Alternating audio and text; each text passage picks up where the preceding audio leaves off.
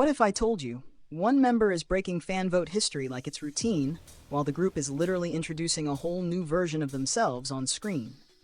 Because right now, Jin and BTS are moving like two sides of the same phenomenon. One side is unstoppable power. The other is reinvention. And together, it's giving legend behavior. Let's start with Jin, because honestly, the numbers are starting to look unreal.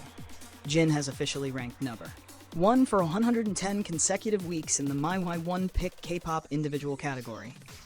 Not 10 weeks, not 20 weeks, 110 straight weeks. That is the kind of streak that stops being impressive and starts becoming its own era. And what makes it even crazier is that this wasn't some close finish. He pulled in over 10.2 million votes in just the first week of April. That's not casual support. That's not he's trending. That is serious fan force. That is the kind of consistency most artists can only dream about. And if you think that was the only record, not even close. Because Jin didn't just dominate the weekly chart, he also continued his reign in the monthly rankings, where he secured number 1 for 27 consecutive months. 27 months straight. At that point, you're not watching popularity anymore. You're watching a system lock into place. And somehow, he still kept going by topping the one-pick chart K-pop solo category for the 23rd consecutive time. So basically, every time there's a ranking, Jin shows up like, yes, this one too. And what makes this even more interesting is that Jin's dominance doesn't feel loud or chaotic. It feels inevitable. Like every time another achievement appears, people don't even react with shock anymore. They react like, yeah, that sounds about right. Because Jin has entered that rare celebrity space where he's no longer just having a good moment. He's building a long-term mythos. And that myth gets even more powerful when you look at what he's doing outside the rankings too. Because while fans are pushing him to the top week after week, Jin is also out here expanding his image in a completely different direction. His recent campaign as ambassador for the Japanese beauty brand Lucido L showed him pulling off multiple concepts: gloss, smooth, repair, frizz care, moist, and somehow making every single one feel different. And this is where Jin becomes dangerous in the best way, because he doesn't just look good. He knows how to shift energy.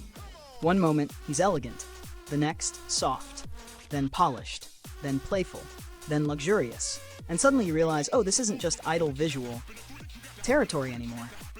This is brand power. This is face of an era energy.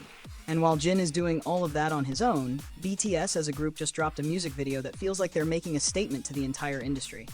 Because the 2.0 music video, that wasn't just stylish. That was symbolic on purpose. From the very first moment, the tone is set. The elevator doors open, and BTS appears in suits like they just stepped out of a noir film. Sharp, cool, controlled. Like 7 protagonists entering a scene they already know they own. And for a second it feels serious, almost intimidating. But then BTS does what BTS always does best. They break the tension in the weirdest, smartest, most unforgettable way possible. Because suddenly, they're holding props that completely clash with the dramatic styling. A back scratcher, a Taeguk fan, a danso, an upside-down newspaper, fake beards.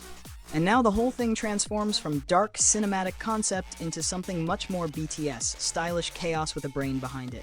That contrast is what makes the video so addictive. It's dramatic, but self-aware. It's polished, but hilarious. It's cinematic, but still deeply, unmistakably BTS. And then comes the part that really changes everything. Inside the elevator, we see the process labeled 2.0 loading. And suddenly the entire music video becomes bigger than a visual concept. Because now it's not just a performance video. It's a metaphor, a transition, a rebirth sequence.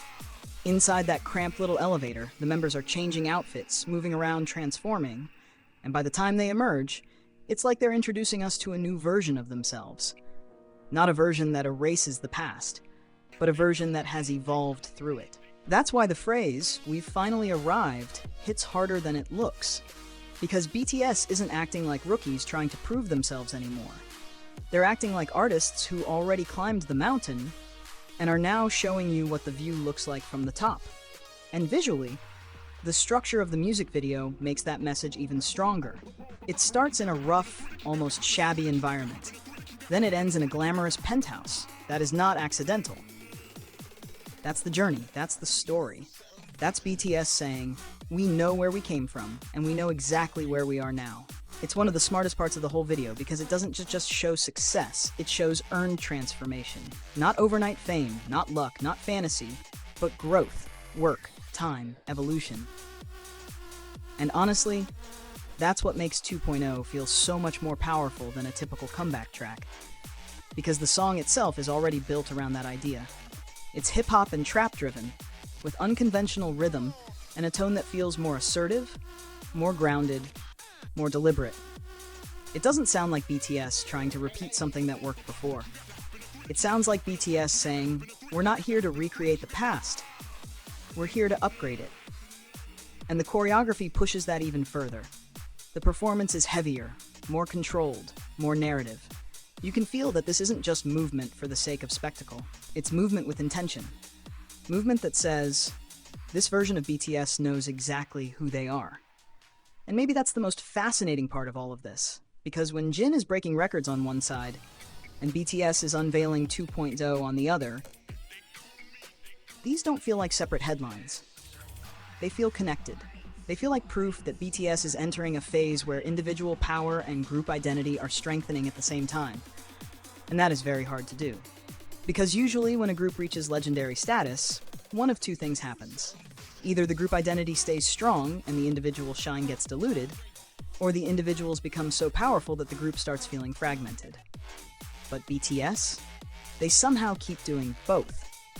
Jin is thriving as an icon in his own right, and BTS is still moving as a unit with a vision that feels huge. That balance is exactly why BTS 2.0 doesn't just feel like a concept, it feels like a warning. Because if this is what their new phase looks like, then the rest of the industry should probably be a little nervous. Because now you're not just dealing with a famous group, you're dealing with a group that understands myth-making. You're dealing with members who can dominate individually while still feeding into a larger, stronger collective image.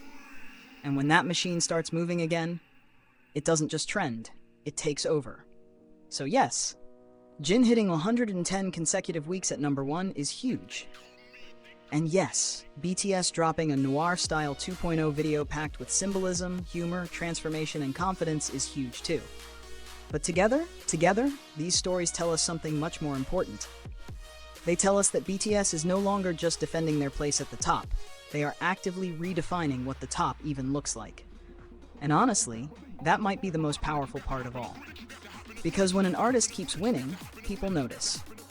But when an artist keeps winning while evolving at the exact same time, that's when you stop calling it success and start calling it legacy in motion. So now I need to ask you, do you think Jin's unstoppable record streak is the bigger headline? Or do you think BTS 2.0 is the real sign that a whole new era has officially begun? Because one thing is very clear, this isn't random, this isn't temporary, and this definitely isn't normal. BTS is changing again, and somehow they still look completely untouchable doing it.